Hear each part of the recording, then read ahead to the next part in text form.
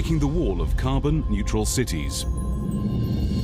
How urban green interventions reduce greenhouse gas emissions. Zahra Kalantari, KTH Royal Institute of Technology.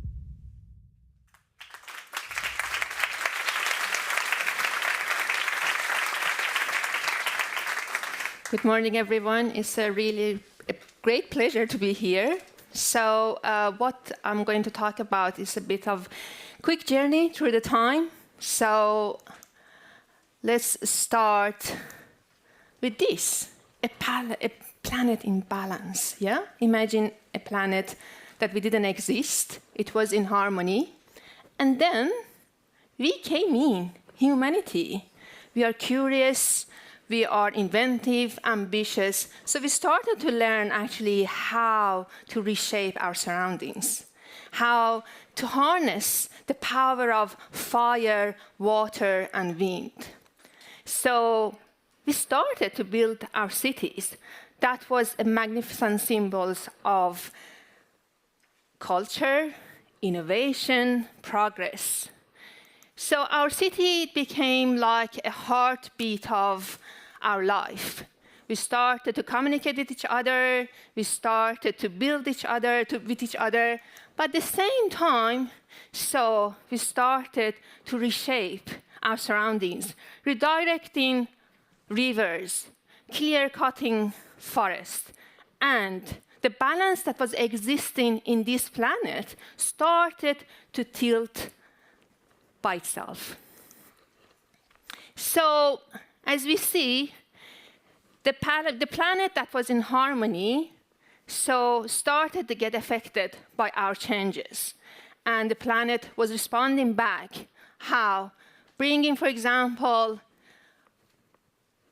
the disasters, flooding, the heat waves, the fire, increasing in CO2. So what we see actually that by changing the surroundings, by changing the environment that we are living in, so we started to see that if we want to keep the sustainability and resilience in our surroundings, we cannot just have the silo solutions. We need to think like, okay, we are created a complex web of interconnected challenges. So these challenges, they are connected to urbanization, climate, human health, emissions, water quality, and so on. So, and we know that urbanization, we are living in a planet that the age of urbanization started long time back. So at the moment, we are 8.2 million, and we will go to 9.7 million in 2050. And what we can see in this figure is that more than half of this planet's population lives in cities. By 2050, which is not far, far away, actually 2/3 of this planet population is going to live in cities. So through the time, we have seen that actually we can see that our cities have grown. So for example, from Manus, from Amazon rainforest, we have built the cities that actually we cannot see any more forest there. So here is a picture of Rio, from Atlantic forest to today. Another picture, LA. Mexico City, Maldives, New Delhi. So all these cities, they have the same story, yeah? Forests replaced by buildings. Coasts turned to harbors. The natural balance traded for our own urban growth. And so, we can say that we as a human being actually reshape the earth skin by our hands. And we saw it in Johan Rockström's presentation that the planet is speaking back. So we are almost off the charts, literally, yeah? So the global temperature have climbed to the record-breaking levels, as we see.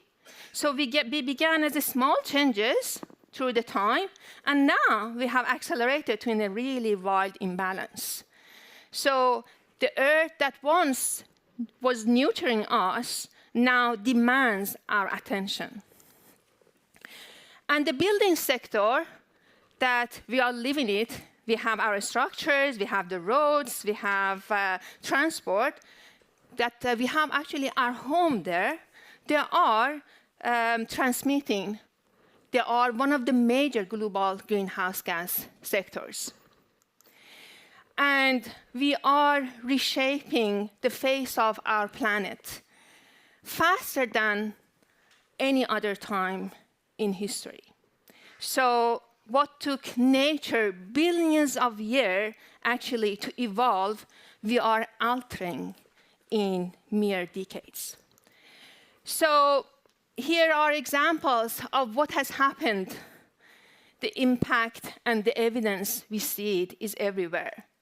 There are many examples of the climate disasters. I have just put some of them from the recent years.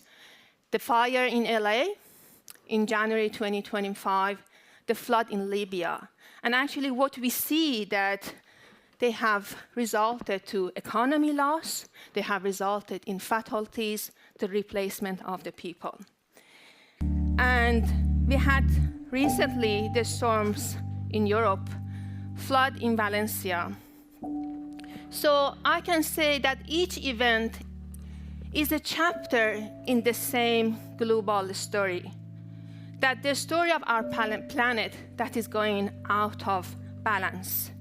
So economic losses stored into billions of homes, livelihood, and also destroying and replacing and displacing people. So as we see, and as we saw actually in those cities, in those examples, climate change is not any longer an abstract. So it is lived daily by millions of us. And I can say that by disconnecting strategies, solutions, responses to this climate threat, we have built a wall that we need to break through it. So this is the time to reimagine resilience.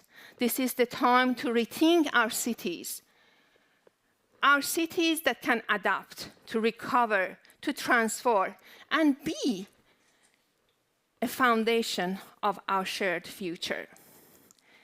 So then the question comes to us as scientists, as planners, decision makers, policy makers, that which solutions do we need really to be able to enhance the resilience of our cities, to do better climate adaptation and mitigation?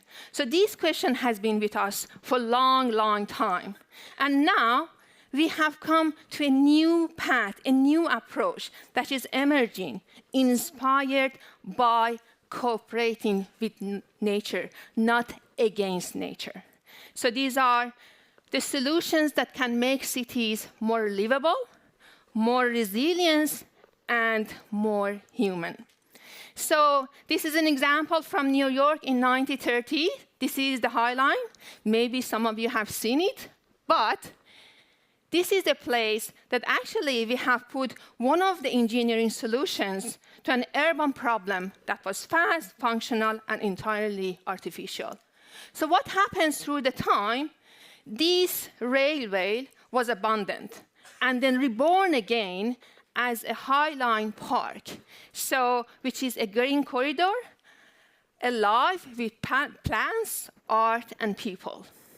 So another example is from Copenhagen 8 House, where the green roofs, water retention, the landscape design, they have been built, embedded to the DNA of the city. And this is beautiful, how you can put these things into your DNA, yeah?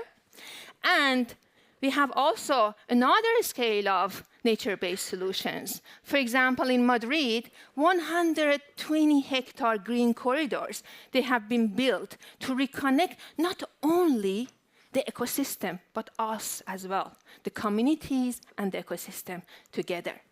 So we can see that cities around the world are beginning to embrace nature-based solutions, but we have still these questions unanswered. How and where we need to apply them. This is very important. Don't take it easy, really. It's very important. So, and that's the reason we started with so many projects. Each of these bubbles are the projects, you know, that we are working together to make science meeting solutions, to answer these questions. And for example, we started a new project that building an AI-powered knowledge integration to carbon neutral cities. And this project has been recognized by the Frontier Planet Prize, so for its transformative potential to address global environmental challenges. So what we are doing, we are trying to help the cities to unlock the full potential of the nature-based solutions, not to only make it greener, make it healthier environment, but also to achieve the carbon neutrality in our cities. So the question that we have put forward is that is really nature-based solution can truly reduce the carbon emissions. So having this question in mind, we have put 3 other more fundamental questions as well that we are trying to answer it. So one was, which type of nature-based solutions, strategies are most effective in reducing carbon emissions? So if you are looking at the nature-based solutions, it's an umbrella of different solutions. So it's not just one solution. But when it comes to the carbon neutrality, to capturing, to reducing, actually to have the direct and indirect impact, so we need to look at which of them they are most effective. The second question is, what are the potential contributions? So we have to do the calculation. We have to do it, do the math, to be able to understand what are the potential of nature-based solutions to achieving carbon neutrality. And the third one is where we need to put them, because this matters a lot. When I'm talking with the city planners, they tell me, where should I put it? I want to build that, but I don't know. Where should I put it to have the most impact here? And this is where we want to talk with you, actually, and saying that, OK, if you want to put it here and there, it's going to have huge impact. So if we want to transform our cities, are you with me? Yeah, yes? If we want to transform our cities, it matters a lot where we put those solutions. For example, imagine, so we have the colleagues coming here now with the trees. Woo! So imagine, just imagine, okay? Here is the Kungsgatan in Stockholm, yeah? And I'm going to plant trees, but I don't know where I should put it, but I have made a huge calculation there, a map there, yeah? So let's see. This is Kungsgatan. You are in Sweden, in Stockholm. I'm walking away. And I'm just checking. Oh, yes, that area. So can you please come with me? So maybe here, yeah. Do you mind? OK, so, yeah. What my map says, yes, maybe here. Oh, yeah. Do you mind? Thank you. Oh, fantastic. So, please come with me. So we are walking in Stockholm in Kungsgatan. Hi, how are you? Hur mår du? Mår du bra? Yeah? Okay, so, and yeah, maybe I have to put it there. Can you please move a little bit more? Yes, that's going to be nice. Okay, good. And then I have plenty of the trees, but a very long road as well. So please come in here. That's going to be great. Oh, why? My map says there as well. So please come in. Yes. Do you mind? Yeah? So, yeah. No, not there. Yeah, we should move it. Move it a little bit back. Yes. Oh, more trees coming. Yeah, please. Do you mind? There? Yeah, fantastic. So look at that. Oh, thank you. Yes, and here as well. So thanks a lot.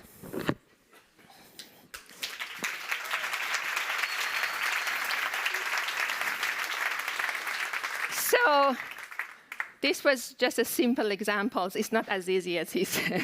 So we are working with cities actually to integrate our research into an interactive tool that they can use it. And we are helping them to maximize the transformative impact on policy, economy, and society. So thank you so much for today.